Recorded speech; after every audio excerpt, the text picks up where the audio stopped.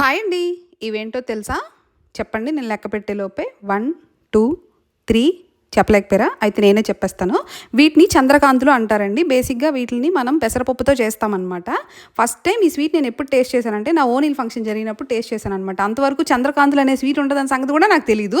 అయితే రీసెంట్గా మా వదిన నన్ను చూడటానికి సంక్రాంతికి మా ఇంటికి వచ్చేటప్పుడు ఏం వండుకొని తీసుకొని రావాలి లావణ్య నీకోసం అని అంటే, నాకు ఏమి వద్దు కానీ చంద్రకాంతులు తినాలని ఉంది వదిన అని అంటే, నా కోసం కష్టపడి మా వదిన వాళ్ళ చిన్నోదిన దగ్గర చేసి అయితే తీసుకొచ్చారనమాట. టేస్ట్ అయితే ఎక్సలెంట్గా ఉన్నాయండి. నేను ఈ ప్రెగ్నెన్సీలో స్వీట్స్లో ఏది బాగా ఎక్కువగా తిన్నాను అంటే ఫస్ట్ వచ్చేసి సున్నుండలు, తర్వాత వచ్చేసి చంద్రకాంతులు అనమాట. నాకు అంటే అంత ఇష్టము. ఈ వీడియో తీసే టయానికి ఆగలేక ముందు రోజే ఒక అరడజన్ అయితే ఆడించాను అనమాట బొగ్గలు. ఇప్పుడు కూడా నాకు నచ్చిన స్వీట్స్ అయితే తిన్నాను. నా కోసం ఇంకా ఎవరూ తినలేదు. బాప తింటది, మీరు తినకండి అని చెప్పేసి మా పిల్లలకు కూడా తినలేదు అనమాట. నేనే తిన్నాను. టేస్ట్ అయితే చాలా బాగుందండి.